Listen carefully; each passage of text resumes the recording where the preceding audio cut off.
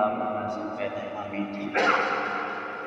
بھائیو دوستو، حج کے مہینے چل رہے ہیں، ذوالقعدہ کا مہینہ چل رہا ہے، یہ حج کا مہینہ ہے، اور آگے والا سے حج کا مہینہ یہ بھی حج والا مہینہ ہے۔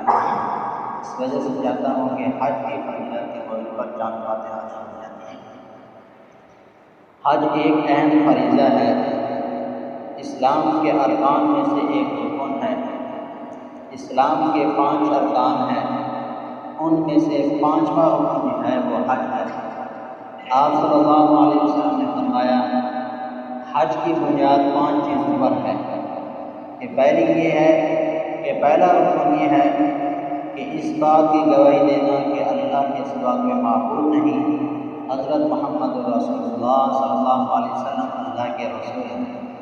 دوسرا یہ ہے نماز قائم کرنا، اور تیسرا رکن یہ ہے زکوٰۃ ادا کرنا، اور چوتھا رکن یہ ہے کہ رمضان شریف کے روزے رکھنا، اور 5واں رکن یہ ہے کہ جو شخص استطاعت طاقت رکھتا ہے حج کرنے کی، اس کے لیے حج کرنا۔ یہ 5 رکن آپ صلی اللہ علیہ وسلم نے بیان فرمائے ہیں۔ تو 5واں رکن جو آخری رکن ہے وہ حج ہے۔ اس وجہ سے یہ فضیلت اہمیت جس طرح باقی رکن کو حاصل ہے، اس طرح یہ حج کی فضیلت کو بھی حاصل ہے، یہ حج کو بھی حاصل ہے۔ آپ صلی اللہ علیہ وسلم نے فرمایا، صحابہ نے عرض کیا یا رسول اللہ صلی اللہ علیہ وسلم، حج کو کیا چیز واجب کرتی ہے؟ آپ صلی اللہ علیہ وسلم نے فرمایا الزاد والرحلہ، یعنی ذات راہ، راشن آنے جانے کا، کھانے کا، پینے کا، یہ سارا خرچہ، پیچھے گھر والوں کا خرچہ، اپنا خرچہ، آنے جانے کا، سواری کا خرچہ، جس کے پاس سواری ہو خرچہ ہو اس پر حج فرض ہے۔ اللہ تعالیٰ نے قرآن مجید کے اندر ایک جگہ نہیں فرمایا بلکہ 10 مقامات پر اللہ تعالیٰ نے حج کا حکم فرمایا ہے، حج کا تذکرہ فرمایا ہے۔ فرمایا سورۃ بقرہ کے اندر فرماتے ہیں اللہ تبارک و تعالیٰ وَأَتِمُّوا الْحَجَّ وَالْعُمْرَةَ لِلَّهِ، کہ تم اللہ کے لیے حج اور عمرہ کرو، اللہ کے لیے عمرہ بھی کرو اور اللہ کے لیے حج بھی کرو۔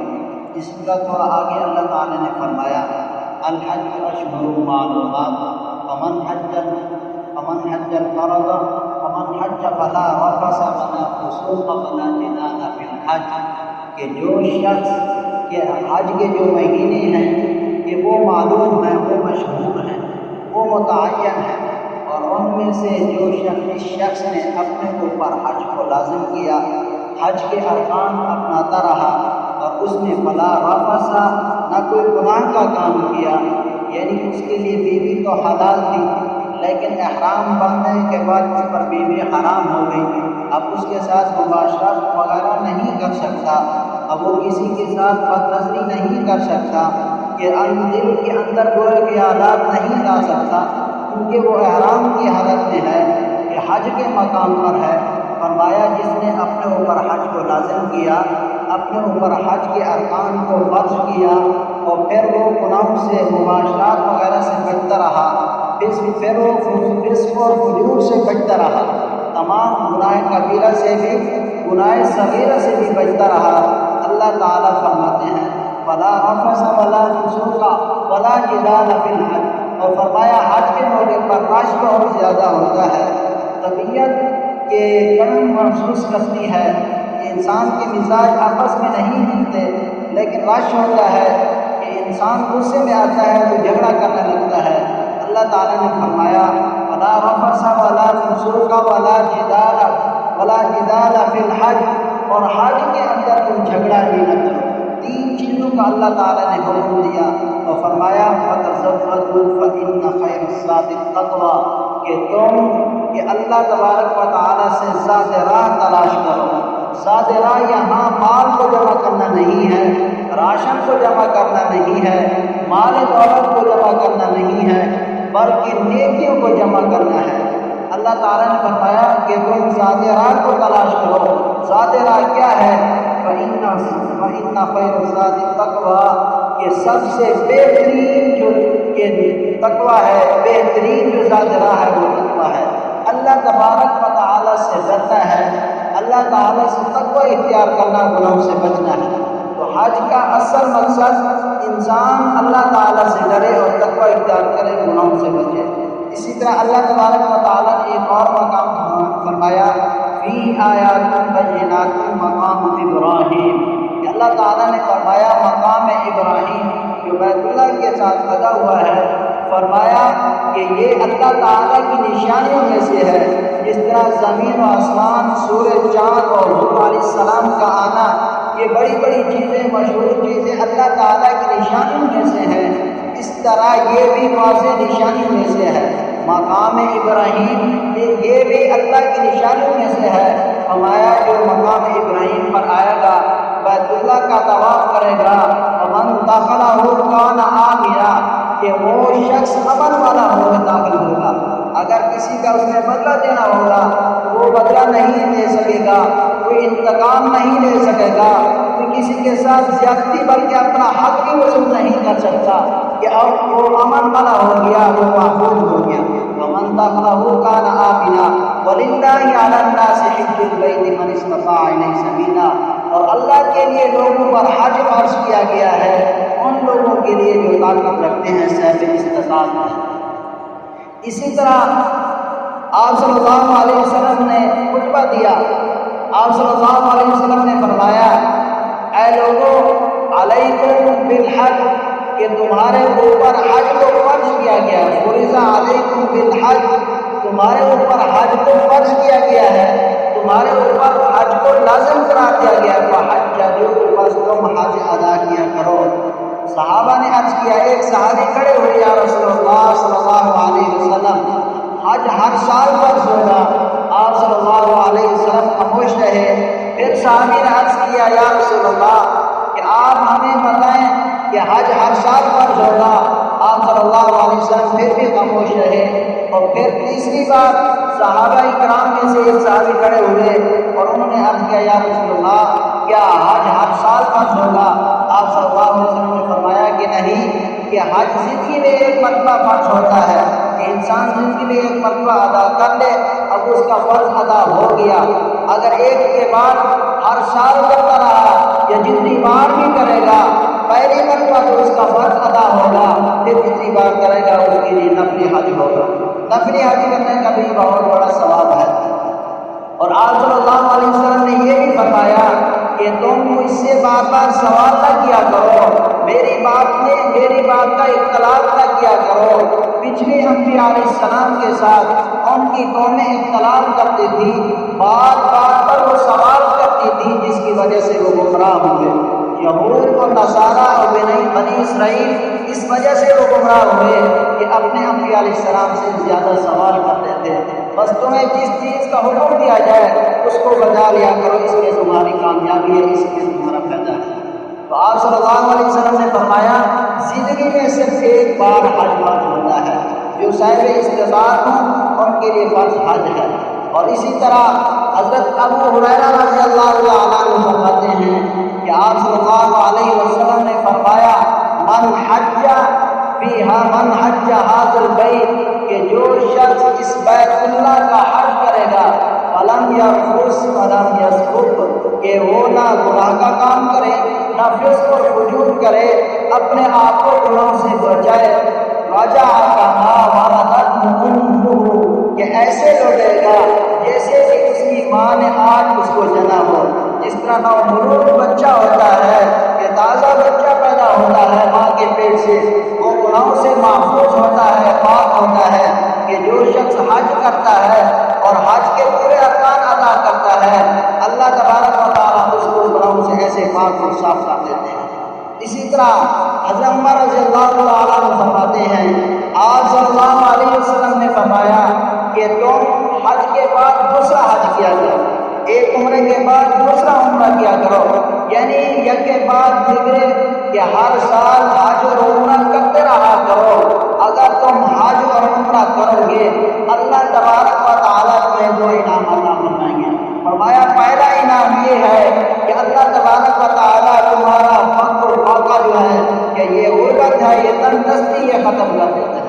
کہ اس وجہ سے انسان سوچتا ہے کہ میں نے ساری زندگی اپنا مال اکٹھا کیا، کہ اب مال جمع ہوا ہے، اب میرے اوپر حج فرض ہو گیا ہے، اگر میں حج کرنے کے لیے جاتا ہوں تو سارے مال سارا جائیداد میری لگ جائے گی، بچوں کی شادیاں کرنی ہے، یہ انسان کو سوچ آتی ہے۔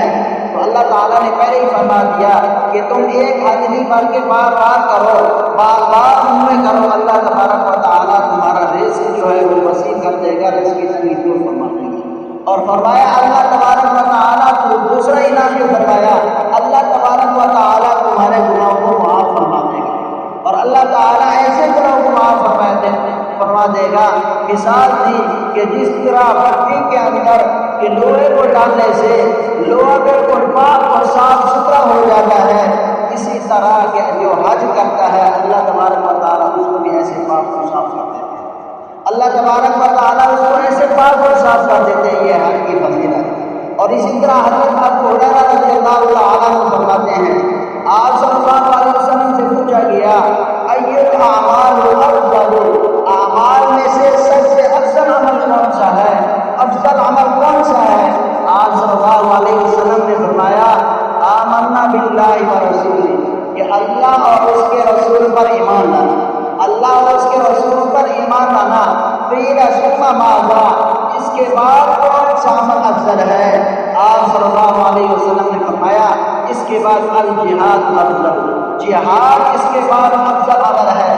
پھر صحابہ نے عرض کیا قیل ثم ماذا، اس کے بعد کون سا عمل افضل ہے؟ آپ صلی اللہ علیہ وسلم نے فرمایا الحج مبرور، حج مبرور، مقبول حج ہے وہ اللہ تعالیٰ کے یہاں سب سے زیادہ پسندیدہ عمل، یہ سب سے افضل عمل ہے اللہ کے ہاں۔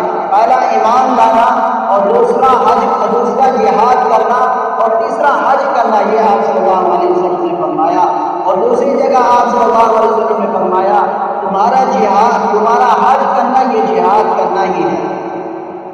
اسی طرح حضرت عائشہ رضی اللہ تعالیٰ عنہ فرماتی ہیں، آپ صلی اللہ علیہ وسلم نے فرمایا کہ حضرت عائشہ رضی اللہ تعالیٰ عنہ فرماتی ہیں میں نے عرض کیا یا رسول اللہ صلی اللہ علیہ وسلم میرے ماں باپ آپ پر قربان ہوں، آپ مجھے جہاد کرنے کی اجازت دیں۔